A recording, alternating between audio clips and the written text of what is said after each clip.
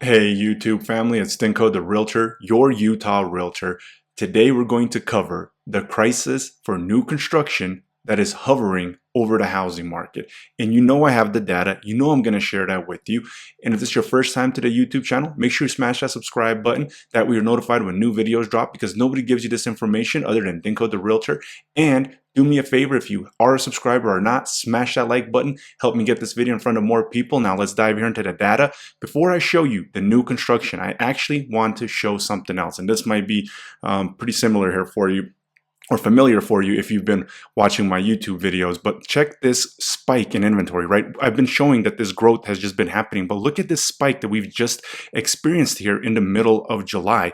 If we go and we're analyzing this, I don't see a spike that's as big as this. So it's going to be pretty important to pay attention to that and see if this is going to continue, this spike in inventory, or if this is just a one-off week.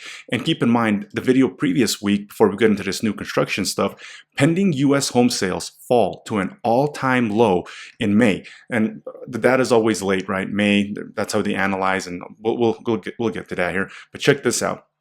Let me pull this up right here. Here we are. U.S. new home sales plunge unexpectedly last month. Well, they plunge if you haven't been paying attention to the data, the inventory piling up, the interest rates not going down, and that's how it catches you off guard, is if you're just not paying attention to the data. And this is something that the data was indicating was a possibility to happen months ago, right? That first upswing in the spring, and then the second half of the year we see the downswing. And until the recession hits the economy, we're not going to see a full-out housing crash. But if you are buying after the summer months is going to give you a much better opportunity. And I've been helping people do that, and they're not buying at the peak of the market. So if you are in the market, give me a call. I can definitely help you out. I have a great lender that I can recommend. He's a mortgage broker, shops around for you, gets you really good interest rates. And then right here, let's read this together. Let me just remove myself.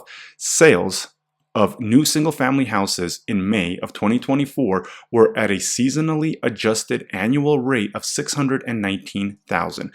And we see here that that was lower by 11% from the revised April rate of 698,000, right? So this is sales. This is what's went under contract when they're comparing from previous month. And then check this out, 16.5% below May of 2023 with the estimate of 741,000. So we had 741,000 houses, new homes for sale, go under contract in May of 2023. And I've been saying that the slowdown in 2023 has been kind of feeling more like that slowdown of 2022, where we see the much bigger drops, inventory upping much higher and quicker. So that's kind of the stuff that we have to pay attention to what's going on.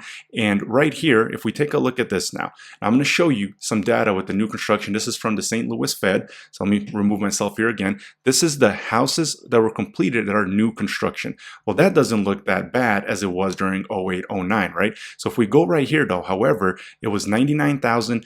These are move-in, completed, new construction homes. We would have to actually go all the way to 2010 to see that the last time that we've had that same amount. However, if we go to this next page, look at this skyrocketing right here. Let me see if I can add myself back here without blocking stuff. I block it, so I'll remove myself. But right here, I'll kind of remove myself and take it off so you guys can kind of see this. But right here, look at this. New family homes for sale in the United States. All of a sudden, the number is actually much closer. It's because what they're doing is they're not completing them. They're not getting that certificate of occupancy. They're not going from 0 to 100%. They might stay at 50%. They might stay at 30%. They might stay at 80%. They might stay at 95% for a couple of months and not finish the job because, well, it probably helps them with tax purposes. It probably helps them.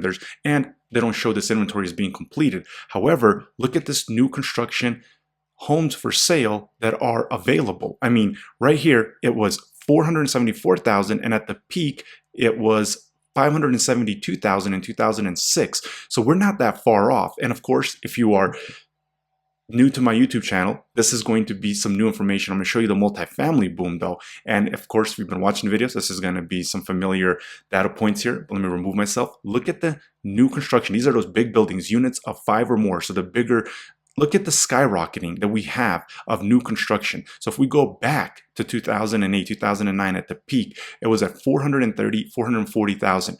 We're here, we're at 1 million. So essentially we have 2.5 times multifamily of 5 dwellings or more, and yet we have single family homes almost at the same level, right? So look at the new construction, look at the single family, the completion is the only thing, 90,000 versus 191,000. So it's not even as big. It's just an extra 100 houses. But right here, if these builders are just waiting, maybe then what they can actually do is they can complete these houses in a cheaper environment. So maybe what they can do is start dropping these prices more severely. That's all. Well, and that all depends on what happens in the economy, right? But this is why you're seeing this. And I've been getting text messages, emails, and I've been getting a ton of messages. And this was a couple of months ago. And this is where I was saying to myself, this is starting to happen much quicker. The data is indicating it, but it's also the text messages, the emails, the discounts that the builders are giving in 2023. That didn't happen in the spring. I was actually getting those emails in the spring when the prices were actually still going up. And there's always that uptick in the spring here since 2022. And then the market kind of starts coming back down in the second half. But we're seeing this data. I mean, right there, we see the data, we see what's going on. We see right here that pending sales, right, pending U.S. home sales fall to an all-time low in May. So I showed this in the previous video. And then look at this inventory boom, right? I mean, it's just growing. And if this continues and this inventory is increasing and these sales are not recovering, it's going to be interesting to see what's going to happen to the housing market. And I did have one other thing that I wanted to show you guys. And it's an email that let's see here. Now, where did I put that email? I wanted to share this with you guys, and I was going to pull it up before I recorded this, and now I don't know where I put it. So if I can't find it here, let's see here. Maybe I can. Let's see. Right. Oh, there we go. Yep, found it. So right here, check this out. I want to show you all this. David Weekly Homes. Prices slashed again. And so check this out. And unfinished basements, right? So people that are buying now are getting a finished basement, where people in the past and during the pandemic bidding wars did not get a finished basement. And yet they are slashing prices again. And these are emails that I'm getting from multiple different builders. I'm getting text messages from builders, and we're seeing this slowdown, right? So they're saying, oh, everything is great. But when you're looking at the data, the news articles, and they're finally coming out saying things like this, which I think is potentially only going to make things worse, because it's going to put more fear into people. All-time low in sales. We have right here, new home sales plunge unexpectedly.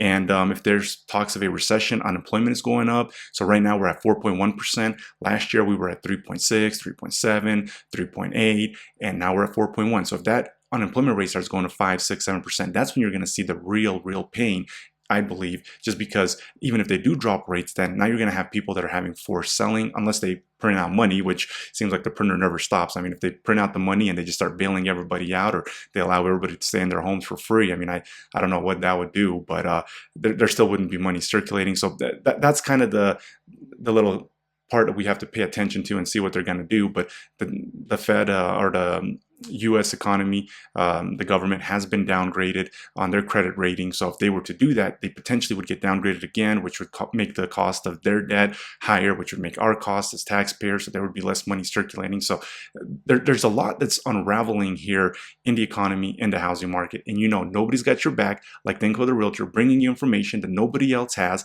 Stay tuned, because more videos for sure are coming. You know that. And until next time, have a great day, night, whenever you're watching this.